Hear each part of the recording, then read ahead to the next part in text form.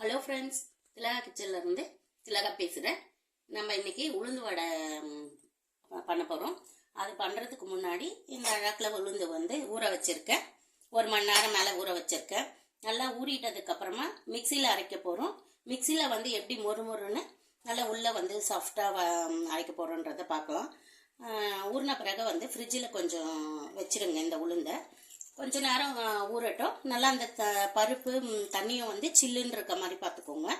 இந்த மாதிரி இருக்கும்போது மிக்சியில் அரைக்கும் போது மிக்சி ஜார் சூடாகாமல் நம்மளுக்கு உளுந்து நல்லா சாஃப்டாக வரும்.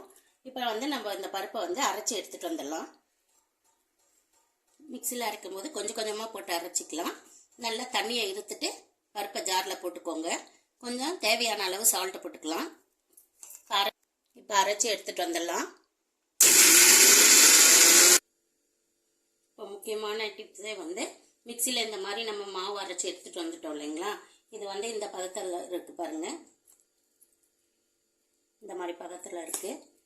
இப்போ நம்ம இதுக்கு பச்சரிசி மாவு ஒரு 4 டீஸ்பூன் யூஸ் பண்ணிக்கலாம்.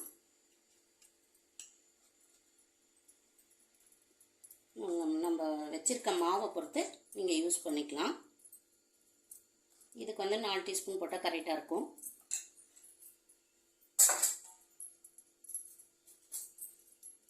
முக்கியமான மேட்ரு நல்ல வடை உங்களுக்கு மெயினாக எண்ணெய் பிடிக்காமல் இருக்கணும். உளுந்து வடையில் எண்ணெய் பிடிச்சிட்டோன்னா நம்ம உடம்புக்கு நல்லது இல்லை இல்லைங்களா. அதனால எண்ணெய் பிடிக்காமல் இருக்கிறதுக்கு இந்த பச்சரிசி மாவை நல்லா மிக்ஸ் பண்ணிக்கோங்க. இதை கையில் நம்மளுக்கு மிக்ஸ் பண்ணால் அவ்வளோ நல்லா வராது.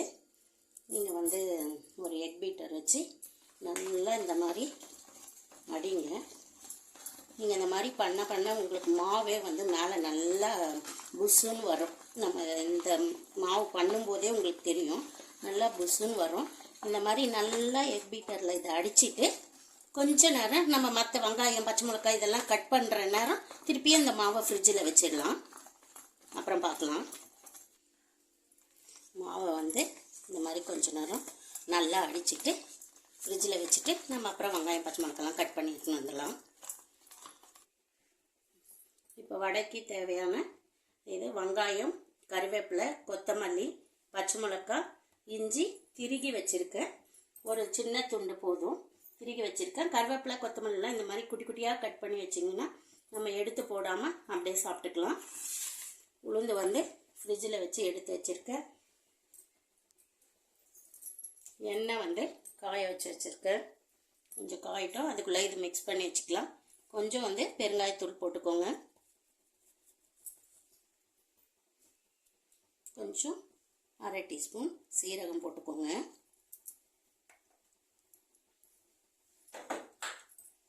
மிளகு 1 பாதியமாக தட்டி வச்சுருக்கேன்.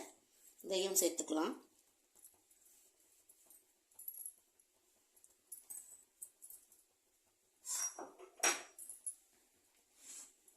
இதை போட்டு மிக்ஸ் பண்ணிக்கலாம். இந்த மாதிரி மிளகு, சீரகம், இஞ்சி இதெல்லாம் ஆட் பண்ணும்போது நம்ம எண்ணெய் சாப்பிட்ற இது நெஞ்சு கறிக்காமல் ஜீரணமாகக்கூடியதாக இருக்கும். எல்லாத்தையும் போட்டு மிக்ஸ் பண்ணி எடுத்துக்கலாம். மாவு மிக்ஸ் பண்ணியாச்சு. எண்ணெயும் காஞ்சாச்சு. எண்ணெய் காஞ்ச உடனே கொஞ்சம் சிம்மில் வச்சிடலாம். நம்ம போடும்போது கையில் தண்ணியை தொட்டுக்கோங்க. அப்போ தான் நம்மளுக்கு நல்லா பூரணம் ரவுண்டாக வடை ஷேப்பில் வரும். உங்களுக்கு எவ்வளோ தேவையோ அந்த சைஸ் போடுங்க. உங்களுக்கு எவ்வளோ தேவையோ அந்த சைஸ் போடுங்க. நான் சின்னதாக தான் போடுறேன்.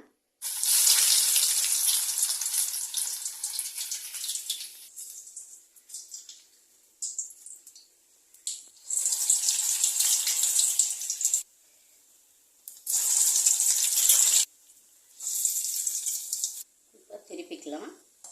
தீயை மீடியமாக வச்சுக்கோங்க. நம்ம பெருசாக போட்டால் பெருசாக வரும். நான் சின்னதாக போட்டிருக்கேன். வேகட்டும். 2 பக்கம் திருப்பி போட்டு எடுத்துக்கலாம்.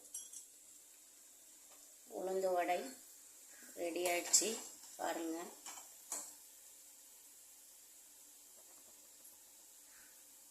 நம்ம வடை வெந்த உடனே அப்படியே எடுத்து போட்டுறக்கூடாது. இந்த மாதிரி கொஞ்ச நேரம் 1 நிமிஷம் இருந்தால் அந்த வடையில் இருக்கிற எண்ணெயும் வடிஞ்சிடும், நம்ம உடம்புக்கும் நல்லதாக இருக்கும். ஃபில்டர் பண்ணி எடுத்துக்கலாம். நல்லா சூப்பரான மொறு மொறு புசு புசு உளுந்து வடை ரெடி ஆகிடுச்சு.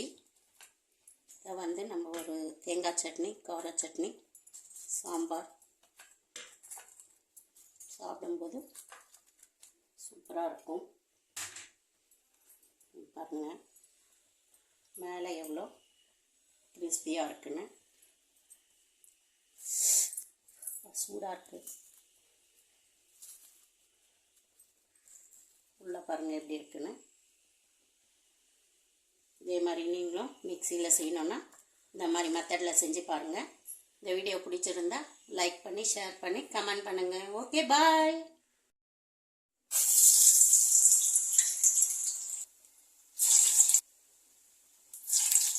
காமிங்க.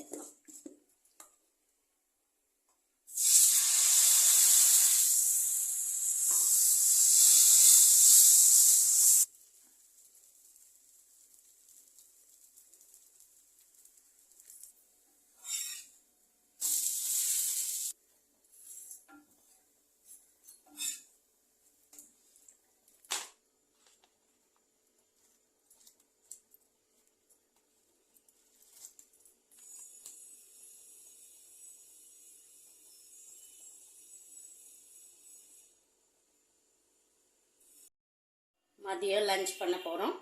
முதல்ல சாதம் வச்சிடலாம். சாதத்துக்கு ஒலை போட்டிருக்கேன், கொதிக்கிட்டோம். தயிர் குழம்பு வைக்க போகிறேன். அதுக்கு வந்து பச்சை அரிசி 2 டீஸ்பூன், துவரம்பருப்பு 2 டீஸ்பூன், கடலைப்பருப்பு 2 டீஸ்பூன் போட்டு ஊற வச்சுருக்கேன். இதை அரைக்கிறதுக்கு தேவையான பொருள் தேங்காய், இஞ்சி, பச்சை மிளகாய், கருவேப்பிலை வச்சுருக்கேன். கொஞ்சம் சோம்பு போட்டு இதை அரைச்சி எடுத்துகிட்டு வந்துடலாம். நம்ம இந்த தண்ணியை ஃபில்டர் பண்ணிடலாம். தண்ணி ஃபில்டர் பண்ணிவிட்டு பச்சரிசி, துவரம்பருப்பு, கடலைப்பருப்பு போட்டிருக்கேன். இஞ்சி ஒரு துண்டு, 2 பச்சை மிளகாய் போட்டிருக்கேன். தேங்காய் ஒரு பத்தை போட்டிருக்கேன். கொஞ்சம் சோம்பு போட்டு கொஞ்சம் குறைனே அரைச்சி எடுத்துக்கலாம். 1 டீஸ்பூன் சோம்பு. அரிசி போட்டுடலாம். தண்ணி கொதி வந்துடுச்சு. தயிர் குழம்புக்கு தேவையான தயிர், கொஞ்சம் சால்ட்டும் மஞ்சத்தூளும் போட்டு அடித்து எடுத்துக்கலாம். தயிர், மஞ்சத்தூள், உப்பு போட்டு நல்லா கடைஞ்சி எடுத்துக்கலாம். மோராக்கிடலாம்.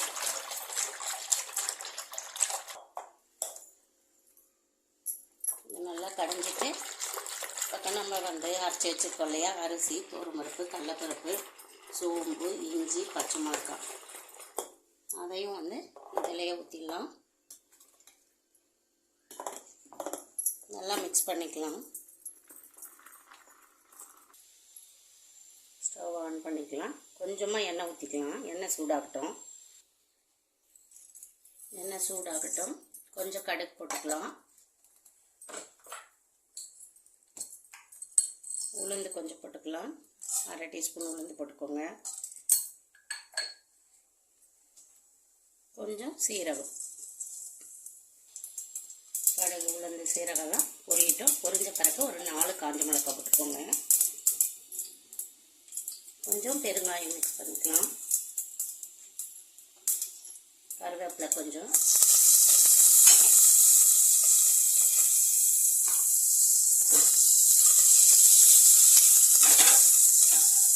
மிக்ஸ் பண்ணதை அப்படியே ஊற்றிக்கலாம்.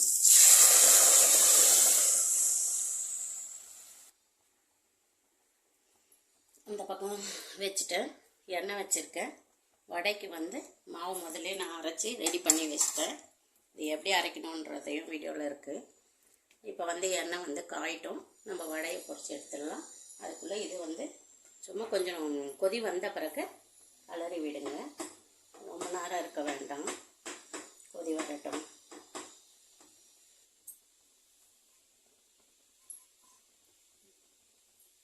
கொஞ்சம் பொங்கி வரும்போது ஆஃப் பண்ணிடலாம். மேலாப்பில் கொத்தமல்லி தழை கொஞ்சம் போடலாம். லைட்டாக கொதிக்குது பாருங்கள். இப்போ ஆஃப் பண்ணிக்கலாம். ஆஃப் பண்ணிவிட்டு உப்புலாம் செக் பண்ணிட்டேன், கரெக்டாக இருக்குது. கொஞ்சம் கொத்தமல்லி தழை போட்டுடலாம்.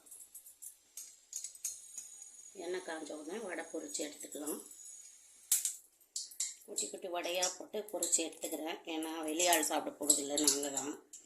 கொஞ்சம் நல்லா ஊறும் இல்லைங்களா, அதனால் கொஞ்சம் சின்ன சின்னதாக போட்டு எடுத்துக்கிறேன்.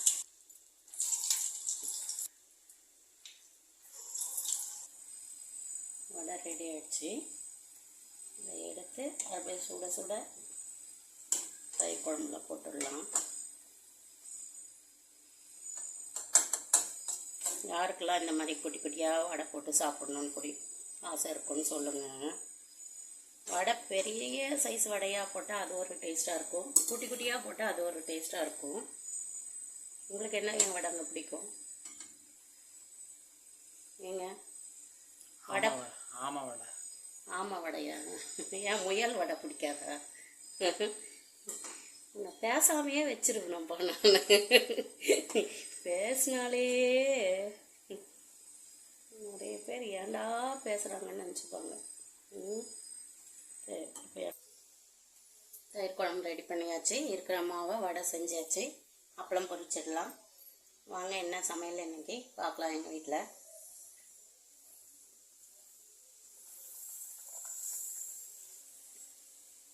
இந்த அப்பளம் பொரிக்கும் போது இந்த அப்பளத்தில் கொஞ்சம் மேலே மாவு போட்டு இது பண்ணியிருப்பாங்க இல்லைங்களா, அந்த இதை வந்து அப்படியே அப்பளம் போட்டு நம்ம பொரிக்கும் போது எண்ணெய் வந்து ரொம்ப டஸ்ட் ஆகிடும். அதனால் என்ன பண்ணுங்க, நீங்கள் அப்பளம் பொரிக்கிறதுக்கு முன்னாடி இந்த ஒரு அப்பளத்து மேலே இன்னொரு அப்பளம் வச்சு தேய்ச்சிட்டிங்கன்னா அந்த மாவு வந்து வெளியே வந்துடும். எண்ணெய் வந்து நம்மளுக்கு சுத்தமாக கிடைக்கும். இந்த மாதிரி செஞ்சு பாருங்கள். இன்னைக்கு எங்கள் வீட்டு லஞ்சு சுட சுட ஒயிட் ரைஸ், உளுந்து வடை போட்டு மோர் குழம்பு, முட்டை குழம்பு, இது காலையில் வெடித்த ரைஸ், இது பாப்பாக்காக செஞ்சது, அப்பளம், உளுந்து வடை. இந்த வீடியோ பிடிச்சிருந்தா லைக் பண்ணி ஷேர் பண்ணி கமெண்ட் பண்ணுங்கள்.